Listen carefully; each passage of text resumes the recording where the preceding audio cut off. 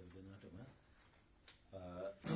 අද දවසේදී මේ විශේෂ මාධ්‍ය හමුව සංවිධානය කරේ විශේෂයෙන්ම අරගලය පිළිබඳව මේ අවස්ථාවේ පැන නැගී තියෙන තත්ත්වය පිළිබඳව යම් මතවාදයක් ප්‍රකාශ කරන්න. විශේෂයෙන්ම මේ අරගලය පටන් ගත්තේ කොහොමද කියලා අපි අවධානය යොමු කරොත් අරගලය පටන් ගත්තේ ගෝඨා ගෝ හෝම් කියලා. කවුද ගෝඨා ගෝ හෝම් කියලා කිව්වේ? අපි තමයි මුලින්ම පාරට බහැලා ගෝඨා ගෝ හෝම් කියලා සටන් පාඨය එළියට අරගෙන ආවේ. ඒ සටන් පාඨය එළියට අරගෙන ආවහම ඒ මතවාදයට රටේ මිනිස්සු එකතු වුණා. ඒ වගේම ඒ ජනාධිපති ලේකම් කාර්යාලයේ ඉස්සරහට ගිහිල්ලා මුලින්ම ගෝ හෝම් ගෝඨා කියලා කියන්න පුළුවන් වුණේ අපිට. එතකොට එතනින් පස්සේ තරුණයෝ මේ අරගලයට එකතු වුණා. මේ අරගලයට එකතුනේ ගෝඨාභය රාජපක්ෂ මහත්තයාට යන්න කියන්න, ඒ වගේම මේ සිස්ටම් එකේ වෙනසක් හදන්න, රටේ තියෙන ප්‍රශ්න ටික විසඳන්න කියන ඉල්ලීම් එක්ක. ඒකට අපි ගරු කරනවා.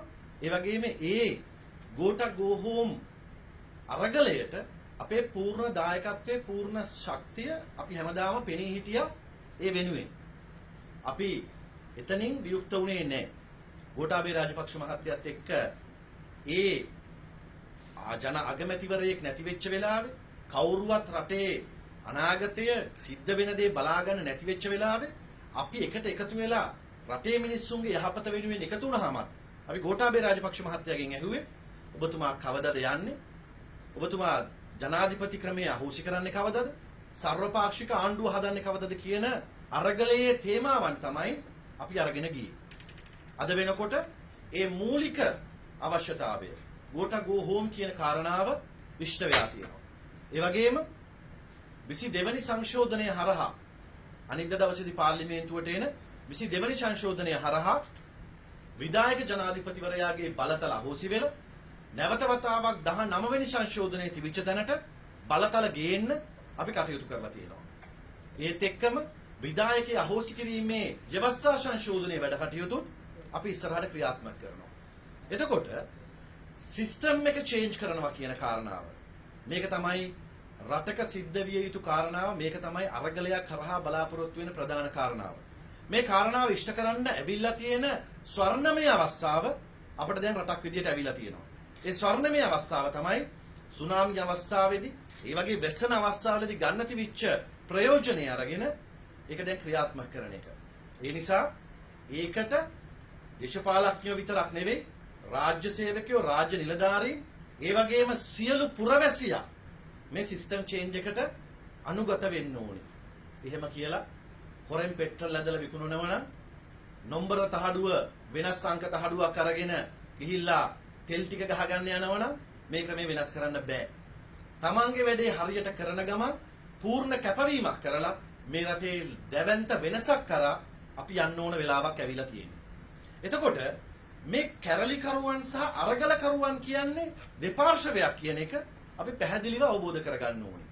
අරගලකරුවන් කියන්නේ සර්වපාක්ෂික අරගලකරුවන්, නිර්පාක්ෂික අරගලකරුවන් විදියට ජනාධිපති ලේකම් කාර්යාලයේ ආසන්න ගෝඨා ගෝගම හදාගත්තු තරුණයෝ අරගලවලට කරා මිසක්, මේ වෙනස වෙනුවෙන් අරගල කරා මිසක් ඒ අය ආයුධ සන්නද්ධ කණ්ඩායම් වලට ඕන විදියට නටන්නවත්, එහෙම නැත්නම් කැරලිකාර කණ්ඩායම් බවට පත් වෙන්නවත් ගියේ නැහැ.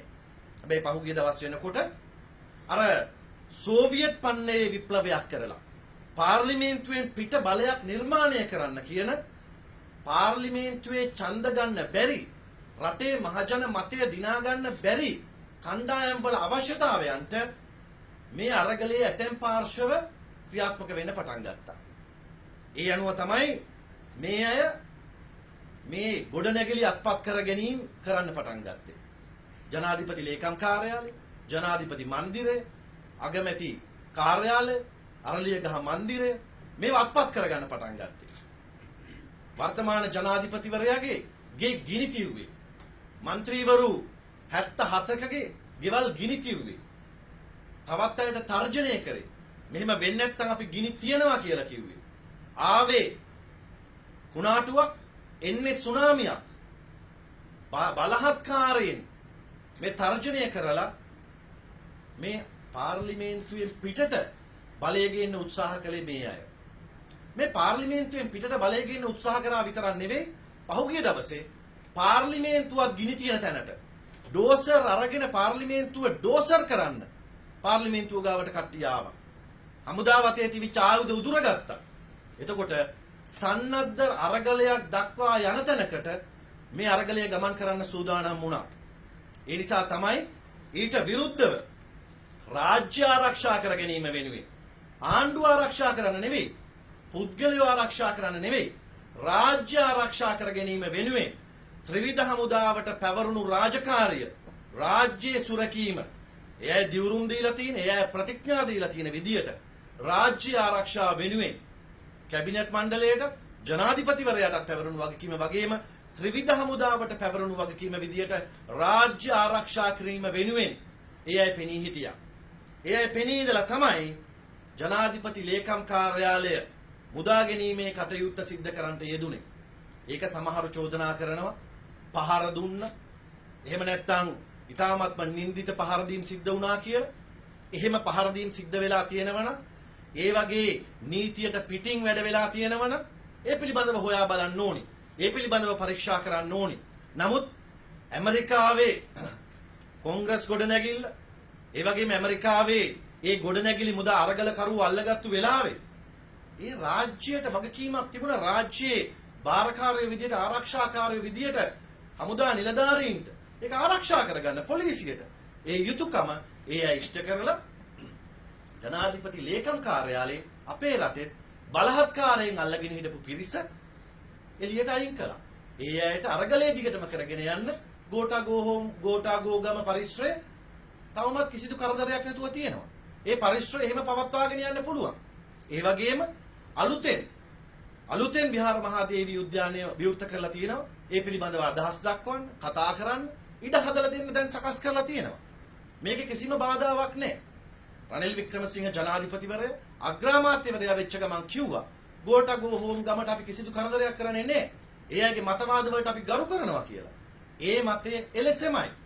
ඒ අරගලයේ ඉස්සරහට ගෙනියන්න, ඒ අරගලයේ මතවාදයේ ඉස්සරහට කරගෙන යන්න අපි කිසිදු බාධාවක් සිද්ධ කරන්නේ නැහැ විතරක් නෙවෙයි. ඒ අරගලයේ මතවාදය මේ රටේ සංවර්ධනය වෙනුවෙන්, මේ රටේ මිනිස්සුන්ගේ යහපත වෙනුවෙන්, මේ රාජ්‍යයේ යහපත වෙනුවෙන් භාවිතා කරන්න අපි සූදානම්. ඒ තරුණයන් මේ රාජ්‍යකරණයට භාවිතා කරන්න පාර්ලිමේන්තුවේ කමිටු ක්‍රමය හරහා ඒ අයව සම්බන්ධ කරගන්න අපි සූදානම්.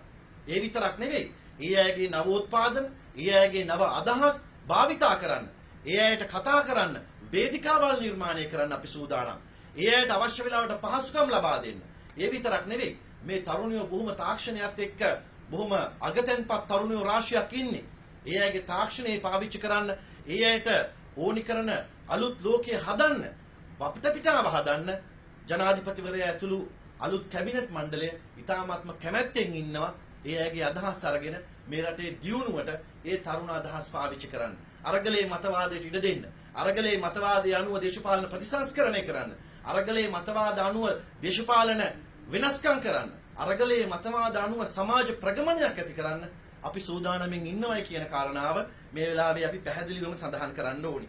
ඒ වගේම මේ අරගලයට අපි සහයෝගය දුන්නේ ඒ සිස්ටම් චේන්ජ් එක අපි බලාපොරොත්තු වෙන නිසා.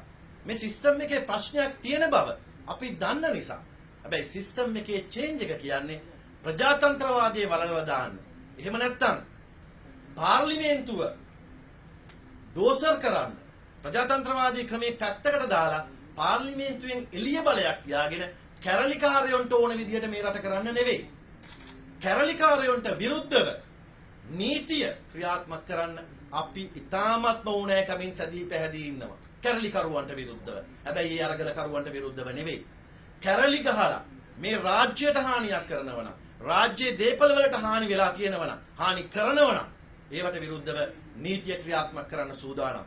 ඒ වගේම ආයුධ අතට ගත්තු අය ඉන්නවනම්, ආයුධ අතට ගන්න බලාගෙන ඉන්න අය ඉන්නවනම්, පාර්ලිමේන්තුවේ බලය ගන්න බැරි නිසා ආයුධ වලින් මේ රටේ මිනිස්සුන්ව යටපත් කරන්න හදනවනම් ඒවට විරුද්ධව නීතිය ක්‍රියාත්මක කරන්න මේ ආණ්ඩුව බැඳිලා ඉන්නවා. මේ රටේ නීතිය ස්ථාපිත කරන්න ඕනි. මොකද මේ රටේ නීතිය ස්ථාපිත කරලා තමයි මේ රටට ආයෝජකයෝ ගෙන්න ගන්න පුළුවන් වෙන්නේ. මේ රටේ සාමාන්‍ය මිනිසුන්ට ජීවත් වෙන්න පුළුවන්කම ලැබෙන්නේ. සංචාරකයන්ට එන්න පුළුවන්කම ලැබෙන්නේ. අද වෙනකොට විදේශගත ශ්‍රමිකයෝ අපිට මේ රටෙන් එළියට යවා ගන්න බැරි වෙලා තියෙනවා. අපේ රටට එන ජොබ් ඕඩර්, ඒ කියන්නේ රැකියා එනමුම් ලබා දීම නතර වෙලා අප්‍රිකානු කරේට වෙන රටවල් වලට රැකියා එනමුම් යන්න පටන් අරගෙන තියෙනවා. හේතුව මොකද්ද? රටේ තියෙන මේ අනාරක්ෂිත ස්වභාවය නිසා. ඒ රටේ කැරලිකාරයෝ ඒ රටවල් වල වැඩට ගන්න කැමති නැහැ.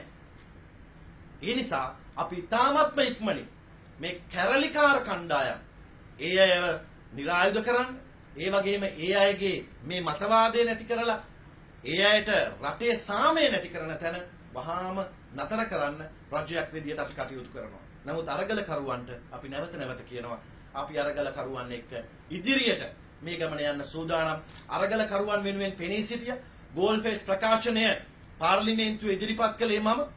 ගෝල්ෆේස් එකේ තරුණයෝ පාර්ලිමේන්තුව ගාවට ඇවිල්ලා ලිපියක් බාර දෙන්න ගියාම අත්අඩංගුවට ගත්තාම ඒ පිළිබඳව කතා කරේ අපි. අපි ඒ වෙනුවෙන් හෙට දවසෙත් පෙනී හිටිනවා. ඒ සේරම කරලා එළියට එනකොට අරගලයේ කණ්ඩායම් අපිටත් පාර්ලිමේන්තුවෙන් එළියට එනකොට තර්ජනය කළා. ඒව අපි ගණන් ගන්නේ නැහැ. ඒව අපි අමතක කරනවා. අපි මේ අරගලයේ මතවාද දරන තරුණයන්ගේ අවශ්‍යතාව වෙනුවෙන්, එයාගේ වෙනස වෙනුවෙන් අපි පෙනී ඉන්නවා. එයාට ඕනි කරන පහසුකම් සපයන්නත් අපි බලාපොරොත්තු වෙමින් ඉන්නවා කියන එක අපි මේ වෙලාවේ මතක් කරලා දෙනවා. ඒ වගේම දැන් කියනවා මේ අරගලයට අපි මේ දේශපාලනික වශයෙන්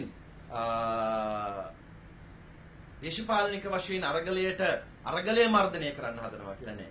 අරගලය කිසි ලෙසකින් මර්ධනය කරන්න අපේ සූදානමක් නෑ. එතකොට මේ අපි බලාපොරොත්තු වෙන කාරණාව තමයි අපි මේ රටේ අරගලකරුවන්, මේ රටේ නිර්මාණය කරපු අලුත් සංස්කෘතිය, මේ රටේ මිනිස්සු ඉල්ලපු මේ අලුත් වෙනස නිර්මාණය කරන්න අපි කැප වෙලා ඉන්නවා. මේ වෙලාවේ පාර්ලිමේන්තුවේ අපිට බලය හම්බ වුණා. පාර්ලිමේන්තුවට മന്ത്രിවරු පත් වෙලා ඉන්නේ. මේ 225ක් മന്ത്രിවරු පත් වෙලා ඉන්නේ මහජන ඡන්දේ.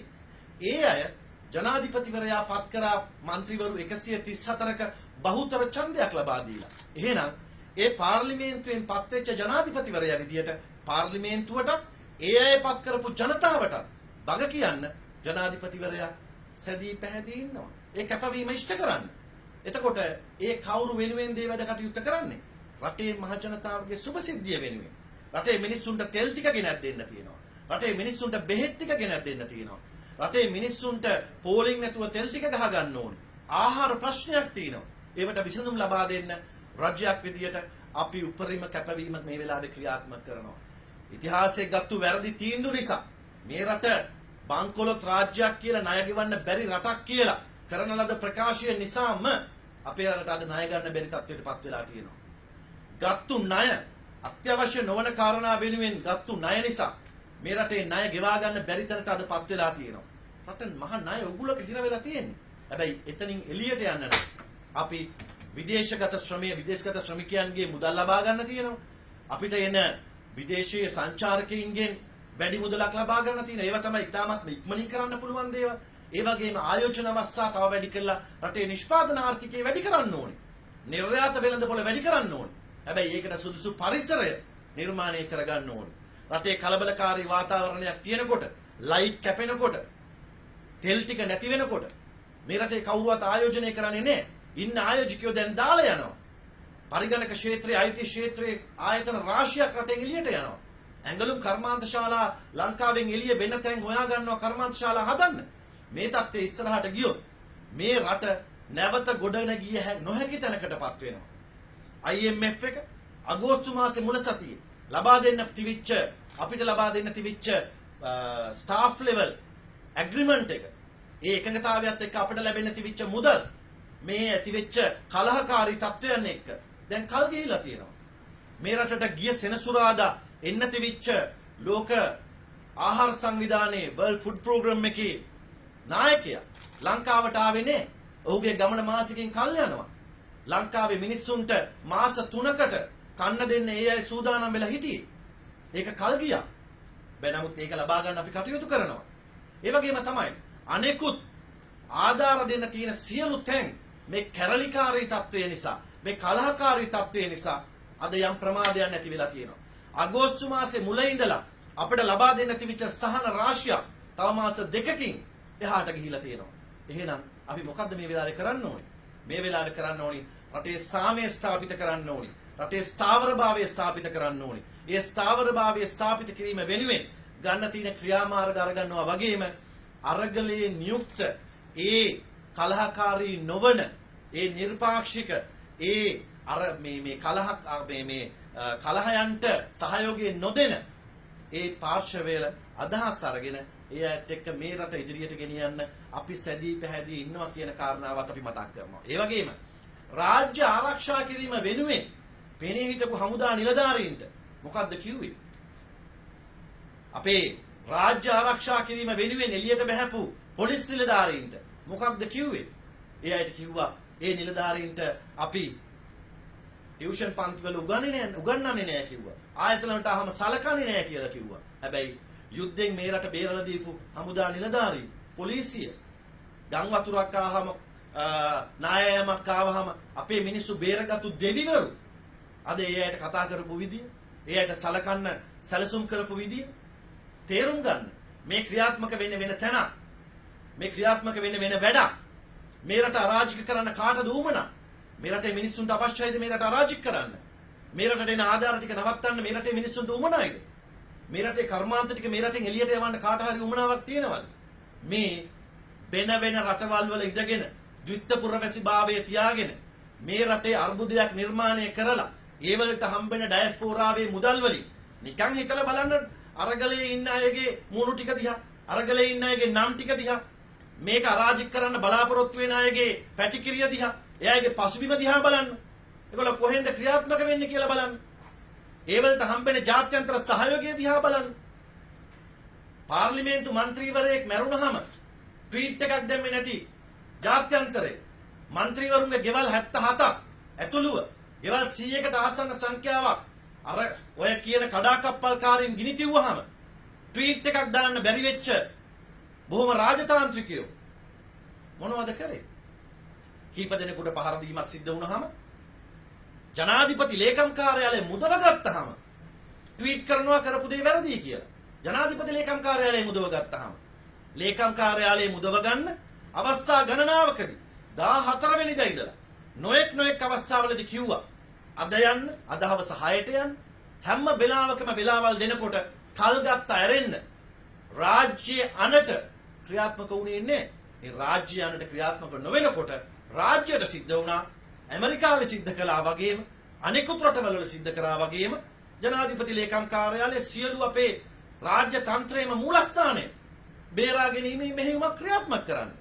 ඒ බේරා ගැනීමේ මෙහෙයුම ක්‍රියාත්මක කරනකොට තුවක්කුව අතේ තියාගෙන ඉන්න බොහොම දුෂ්කර රාජකාරියක් කරලා දැවැන්ත පුහුණු වීමක් කරලා යුද්ධෙත් එක්ක ගැටිලා පැය ගණන් දවස් ගණන් අවුවේ කරකුට්ටම් වෙන අපේ හමුදා නිලධාරීන්ගේ ඉවසීම පරීක්ෂා කරන්න ගියා සමහර තරුණයෝ. අපි දැක්කා පොලිසිය අයගේ බෙල්ලෙන් අල්ලන් හිටපු හැටි. හමුදාවේ අයගේ බෙල්ලෙන් අල්ල හොල්ල කුණුහරුප කියන හැටි. ඒ අයගේ ඉවසීමට අපි ගරු කරනවා.